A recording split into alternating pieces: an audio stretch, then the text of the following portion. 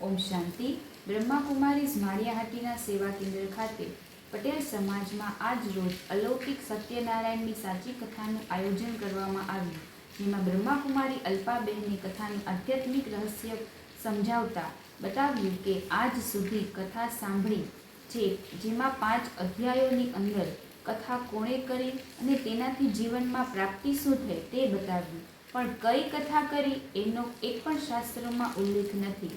તો એ કથાનું સાચા અર્થમાં દિવ્ય ગુણોની ધારણ કરી નરમાંથી શ્રી નારાયણ અને નારીમાંથી શ્રી લક્ષ્મી પદની પ્રાપ્તિ કેવી રીતે કરી શકાય એના પર આધ્યાત્મિક સમજૂતી આપી, ઘરને આશ્રમ કેવી રીતે બનાવાય, સદ્ગુણોની ધારણ કરી અને દુર્ગુણોની દરિદ્રતા કેવી રીતે દૂર કરી શકાય એ સમજાવવામાં આવ્યું. તો આ પ્રસંગે ખાસ પીઆઈ શ્રી મિતુલ સાહેબ પટેલ, મામલતદાર શ્રી વાડા સાહેબ અને પટેલ સમાજના પ્રમુખ મોહનભાઈ બેરા એ ખાસ હાજરી આપી અને તથા અન્ય વ્યાપારીઓ અને માતાઓએ બહોળી સંખ્યામાં હાજરી આપી. અંતે સૌએ પ્રભુ પ્રસાદ.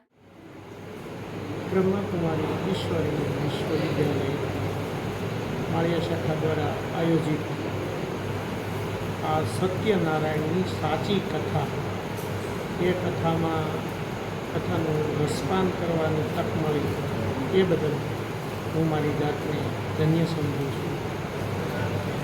સત્યનારાયણની કથા તો આપણે ઘણી વખત સાંભળતા હોઈએ છીએ, પણ અહીંયા કંઈક અલગ અનુભૂતિ મળી. વેદોક્ત શબ્દોનો જે સાચો અર્થ છે, જે સાચો ભાવાર્થ છે, કથાનો જે સાચો મર્મ છે, એ જ્યારે જાણવા મળે ત્યારે એનો રસાસ્વાદ છે એ કંઈક અલગ જ હોય છે. આજે એ તાદૃશ્યપણે અનુભવ્યું કે સત્યનારાયણની કથામાં શું સાર છે, જીવન સાથે આ કથા કેવી રીતે વણાયેલ છે એ પૂજ્ય દીદીએ ખૂબ જ સારા શબ્દોમાં સમજાવ્યું છે અને એ સમજણ કાનથી મન સુધી અને હૃદય સુધી પહોંચી છે. આવી જ આ કથા જે છે એ લોકોમાં ફેલાઈ રહી છે, એ ફેલાવનાર જે સંસ્થા છે એનો આ સમાજ હંમેશા ઋણી છે.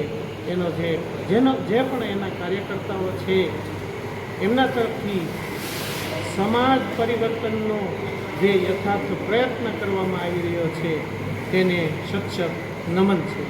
ખૂબ ખૂબ આભાર. ઓમ શાંતિ.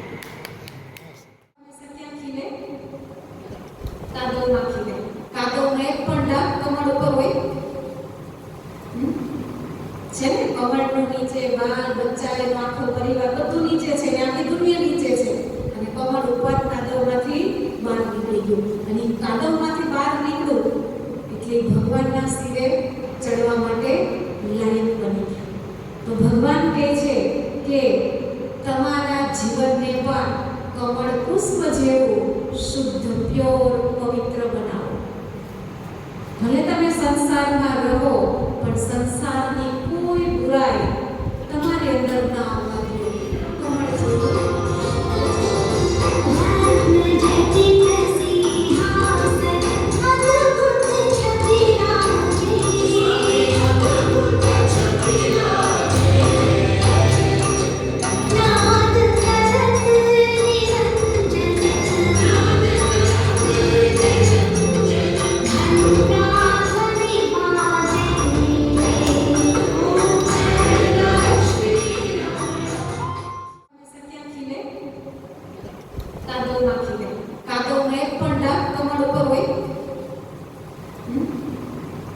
કમળનું નીચે બાળ બચ્ચા એનો આખો પરિવાર બધું નીચે છે, આખી દુનિયા નીચે છે અને કમળ ઉપર કાદવમાંથી બહાર નીકળી ગયું અને કાદવમાંથી બહાર નીકળ્યું એટલે ભગવાનના શિરે ચડવા માટે લાયક બની ગયા.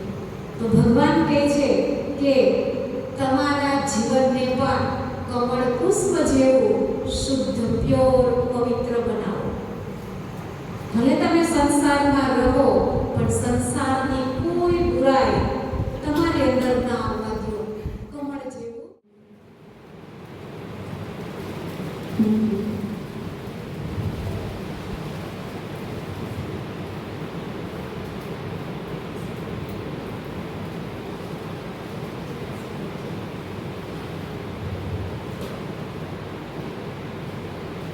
લક્ષ્મીનારાયણની સામે રાખીને પંચામૃત ચડાવશું.